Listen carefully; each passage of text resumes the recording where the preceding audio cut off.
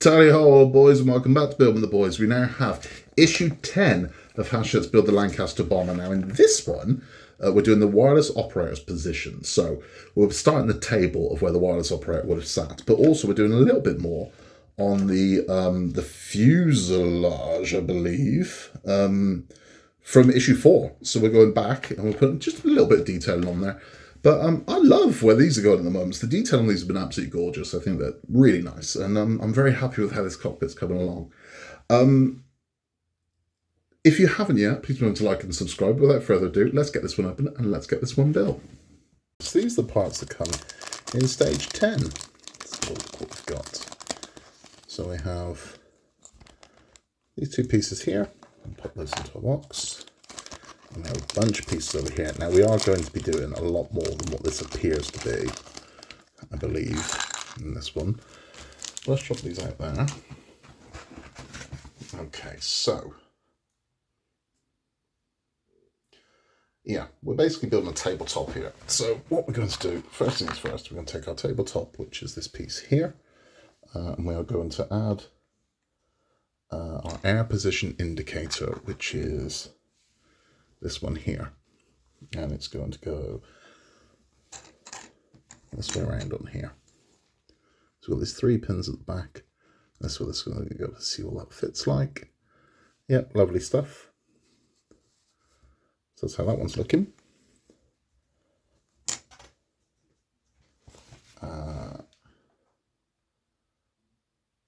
Yeah, that's all we have to do on that one. Right, so the next piece we're going to be using is this piece here, and this is the fish pond. It indicates approaching aircraft. This is going to fit over this wedge here. So you can see this wedge piece that we've got. This is going to fit onto there.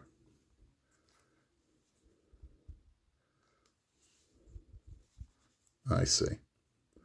Okay, so it's kind of leaning. There we go. There we go. So that's how that is. We can see we've got the radar screen. Let me see if I can get you a zoom on this one. Nope, it's focused on everything but the bloody... It's nice. Looks really nice. That's those. The next thing we're going to do is install the tubular stay. This is going to go underneath the table. So this is the tubular stay here. The table's going to turn over. Let's find exactly where this is going to go.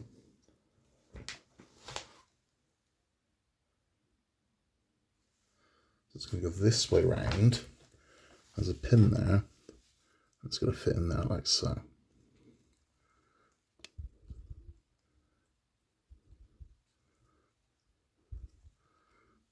That's where that one's going to go.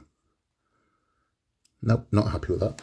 As I said, if I feel it needs glue, I'll put a little glue on it. So we're going to use a little of the Tamiya extra thin, because again, I don't want anything caked in glue.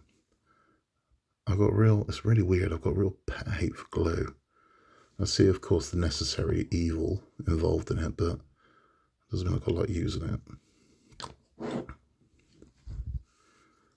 Taking this one. There we go.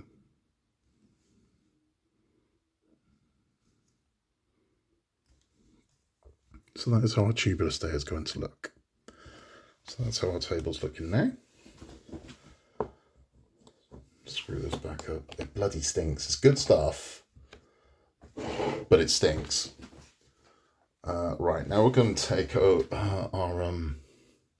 piece we worked on ages ago, feels like, which is this piece here.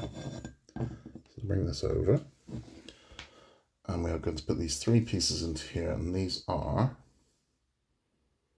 so this is from 4. God, that was ages ago.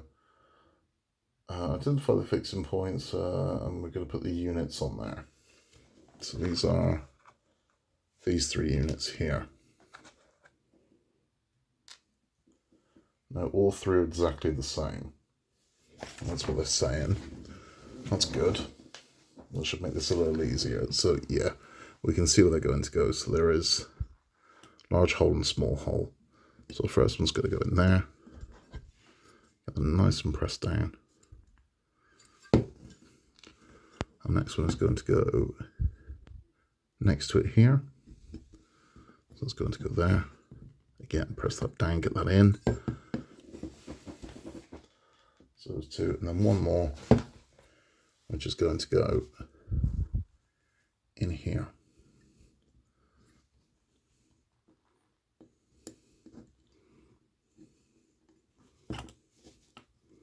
There we have it. So that's those three in there.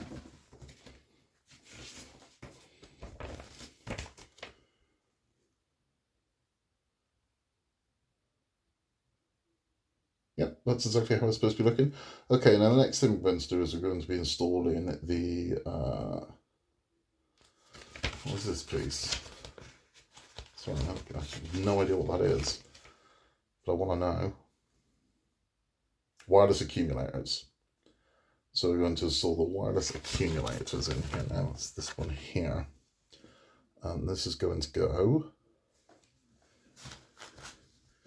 into this section. Now again, they're using the two different size pegs, so it can only go in one way.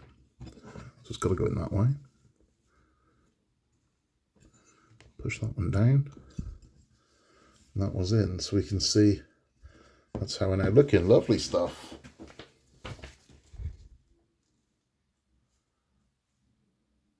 And believe it or not, that's it.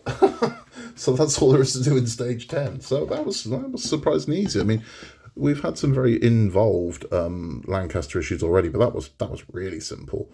So there we are. That's how we're looking. And we're looking nice. So coming up in 11, what are we doing in 11? In 11, we are doing more of these bits. So we've got stay and partition, navigator seat, seat support, H2S scope unit, and support wireless receiver and transmitter. So a lot more detailing to go into this. And the detail inside this cockpit is going to look absolutely lovely. It really is. But let's have a chat. So that's all done. And it's looking lovely as well. So we've got the navigator's table there. Looking lovely. There's still more to go on there. I can tell the gaps in it. And then we have these pieces have been added here. It's looking nice. Looking really nice. So, yeah, happy with that. If you watch Stick Around with Build Instructions, thank you for stopping by. If you are sticking around for our weird weapons of war, we've talked pamjandrum, which was this one.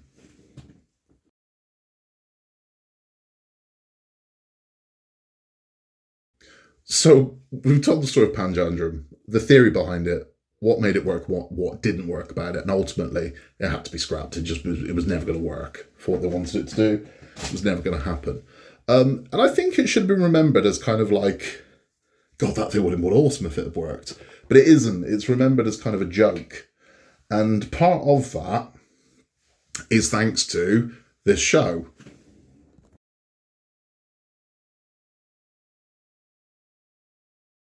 So for my overseas viewers who might not know what that is, that's one of the most beloved shows in British history, Dad's Army. And it was a comedy sitcom about the Home Guard.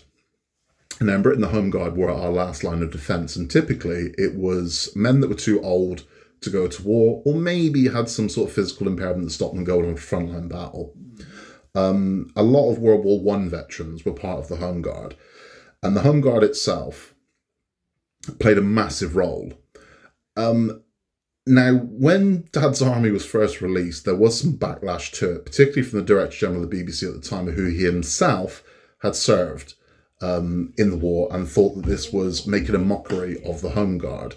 Because what the Home Guard did was very, very, very serious, and they took it seriously. So the one thing that I think needs to be stressed about it, and sometimes it gets diminished by our love of Dad's Army. Dad's Army was ridiculous situations with kind of a funny cast that were the Home Guard.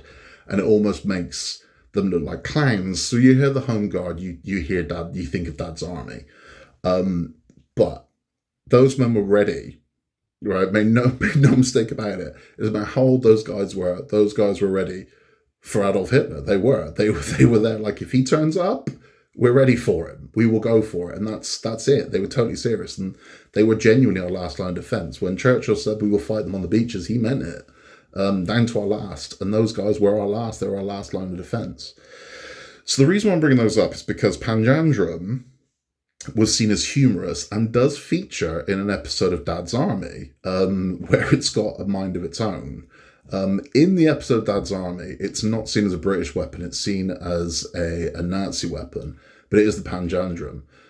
If I can find a photo of it in Dad's Army, you're about to see it. If I can't, you're just going to cut straight back to me.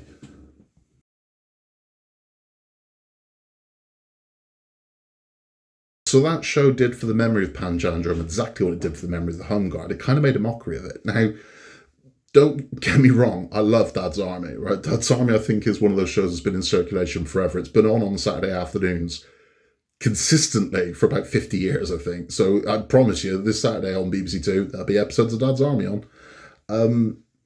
But it does... It's funny, that episode's funny. I remember it from being a kid. It was one of my favourite episodes. But it did make me think immediately when I saw Pamjandrum. I thought of that episode, Dad's Army, and kind of sniggered and thought, oh God, that thing was crap. And it really wasn't. It really wasn't. I don't think that's fair. And I think a lot of people's only memory or knowledge of Pamjandrum is that episode, Dad's Army, where it's just this ridiculous wheel with a mind of its own. Which it kind of was. But, yeah, I think that's what it is. People just remember, oh, that's that stupid thing from Dad's Army. No, it was so much more than that. It was so much more than that. And, yeah, I think it's sad that that's how it gets remembered, but it's what it is. I mean, I suppose one way it says, well, we can laugh about it now. And I'm like, yeah, but I think that the men that put their heart and soul into that didn't think that it would just be something that was mocked years later. I think they, probably thought, oh, yeah, no, it's a decent weapon of war. Not so much, but yeah, Dad's Army kind of did make somewhat of mockery of it. And it's one of people's favourite episodes, that one with the wheel. So I suppose at least Pamjandrum is remembered in some way. But that concludes this issue. This concludes this pack. And that concludes the story of Pamjandrum. Thank you for stopping by. You can contact us at buildwiththeboys@outlook.com with any questions or anything you want to know or anything you want to ask or anything you want to talk about. We'd like to hear from you. We really would. Yeah, until next time, in a world where you can be anything at all, just be nice. Smoke me a kipper, Skipper. I'll be back for breakfast.